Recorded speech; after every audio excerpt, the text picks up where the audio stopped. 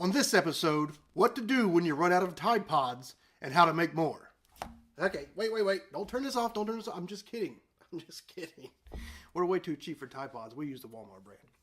Okay, seriously, on this episode, 14 ways to extend the life of your survival food.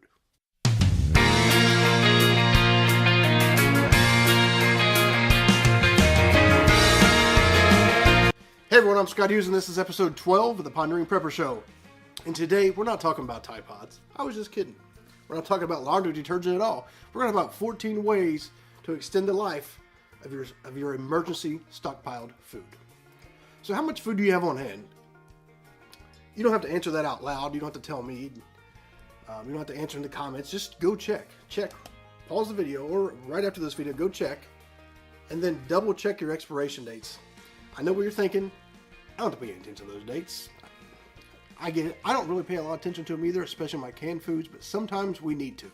So if you're like me, probably most of us, your stockpile is a combination of different things. You have your survival food, you've got your canned food, your freeze-dried food, which I guess is survival food, your dehydrated food, and maybe even some frozen food. That's all fine and well. And I know some of that food has a 25-year shelf life, like most of this stuff is good for that long. But you know, the shelf life can vary depending on how and where you store the food. So some of the food we're going to focus on today is your long-term emergency food. You know, foods like this, or this, or this, or whatever other brand you might stock. I try different ones because, you know, I might like the stew from the Patriot Pantry, but I might like the breakfast from Legacy Foods, or the rice and chicken from. I just try different ones to see what I like. We're also going to talk about different, storing water and some of your dry goods. All right, let's just get into it. First, use Mylar bags and oxygen absorbers. If you're stocking foods, if you're stocking things like rice, pasta, beans, grains, these can last 10 or more years when you're using the right materials or when you store them correctly. So Mylar bags and oxygen absorbers. So grab all your dry goods, dump them into the bags, throw an oxygen absorber in there, in each bag, and then place them in a food-grade plastic bucket. If you're storing sugar and salt, don't waste your oxygen absorbers on them, as neither of them are going to need them. They'll both last a very long time on their own, just as long as they're sealed properly. Number 2, keep your food in a cool, dry, and dark place. So skip the attic.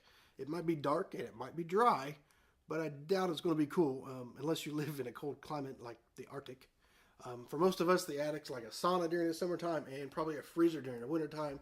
So temperatures can go from 100 degrees to probably, -4 or whatever, depending on where you live.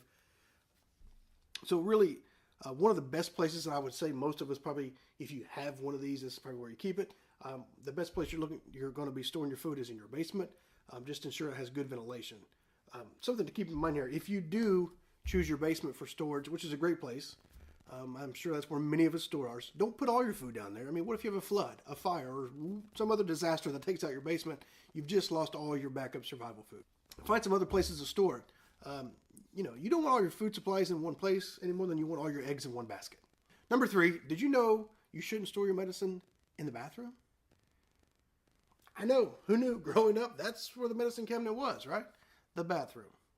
You had a sore throat, go get the medicine cabinet. It's in the bathroom. You got a headache, medicine cabinet in the bathroom. That's just where we always kept it. Bad thing about bathrooms is the humidity. We take a shower, humidity goes up. It can really decrease the effectiveness and shelf life of your medication. So as much of an inconvenience as it is, the basement is probably the best place to keep your medicine too. I know we don't want to be run up and downstairs if you have a headache or whatever, but suck it up. Or don't. I don't know, whatever.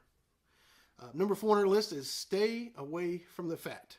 I know coming from me, that's probably funny, but hey, I'm just preparing my body to go weeks without food.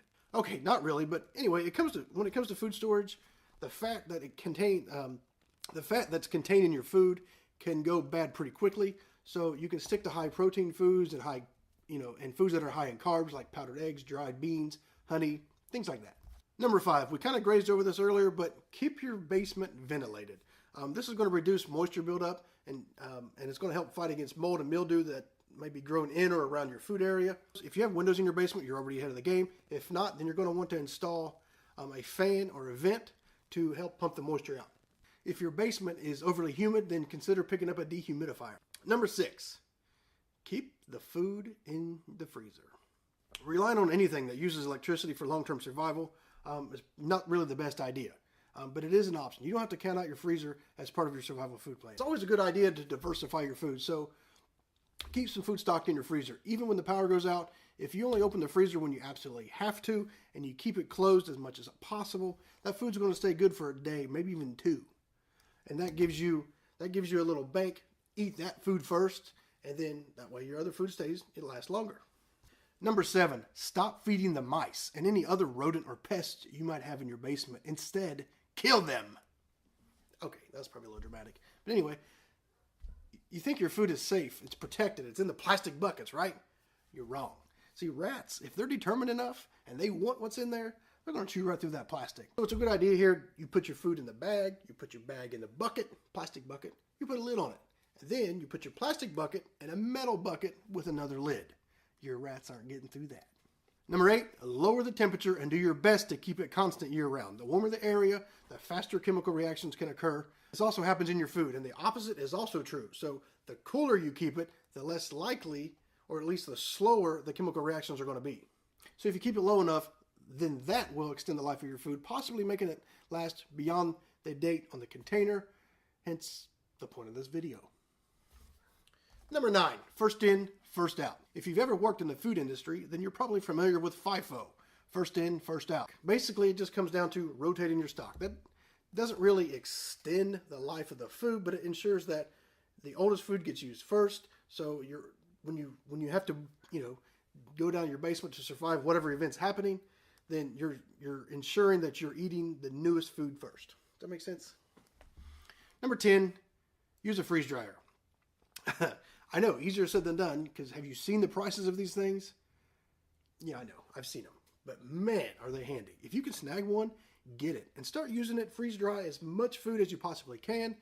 Something to think about to kind of help offset the price of a freeze dryer is offer to freeze dry other people's food, or offer to let them use your freeze dryer for a fee. I know it sounds kind of weird, but the right people, the people that are really concerned about survival and they can't afford a freeze dryer, they're going to pay you to either freeze dry their food, which I wouldn't do. I would let them come over and use my freeze dryer for a fee. Ain't nothing wrong with that. So the best types of food to freeze dry: fruits, vegetables, and small pieces of chicken or beef. Number 11 on our list is freezing pasta before you store it in your Mylar bags. So this is one you may have never heard of. It's actually new to me. I actually discovered it while researching this video, looking for more ways to extend the shelf life of my food so I can share it with you guys. Before you store the pasta in the bags and the buckets, keep it in your freezer for a few days, 4 to 5 days. This is going to kill any larva eggs that could possibly spoil your food during the storage duration. If you do this, be sure to allow the pasta to return to room temperature after freezing before you put them in the Mylar bags. This way you'll avoid the buildup of condensation in your Mylar bags. Number 12, freeze your seeds. If you have a freezer, then put your seeds in it. Just make sure they are dried before they go in there. It's a great way to extend the life of your seeds, so you can ensure that you're going to have good seeds for the next planting season when the disaster passes and the temperature warms up. Number 13, elevate your water barrels. Wooden pallets are great for this. They're free. A lot of times not always free, but a lot of times you can find free wooden pallets, and you want to put them down and put your water barrels on top of them. There's really no evidence here that says plastic reacts to cement, but I mean, it's plastic, so better safe than sorry here, because we all know that plastic reacts with a lot of different materials. So who's to say 20 years of that thing sitting there, it's not going to, the plastic and cement, who knows what's going to happen. So just be safe. Put the pallet down and put your water on top of it. Elevate them barrels. Number 14, stock raw ingredients instead of cooked foods. An easy example of this would be to store cocoa powder instead of chocolate, or wheat berries instead of the actual wheat. If you go this route, something to keep in mind is if you're storing raw ingredients, you're going to need the means and the tools of processing them. So just something to think about if you're going to be storing the raw ingredients. All right, guys, I hope this gives you some ideas on how to prolong the shelf life of your emergency stockpile. I'd love to hear your feedback. Just leave us a comment and let us know what you think of our ideas. And if you have any ideas and tips of your own, you can drop them in there too. I'm also going to leave some links, as always, to where you can find some of the things we mentioned today in the video, so you can pick those up and help extend your food storage life. I'll leave some links to where you can find our survival notebooks. We've still got the EMP and the Blizzard guide. Number 3 is on the way. Number 3 is in the works. It's not on the way. And lastly, I'll leave a link to where you can get some of our merch. We have t-shirts, hoodies. You can head over there, pick you up one, and show your support for Freedom Pepper. All right, that's it. Until next time, stay always ready, my friends. Take care.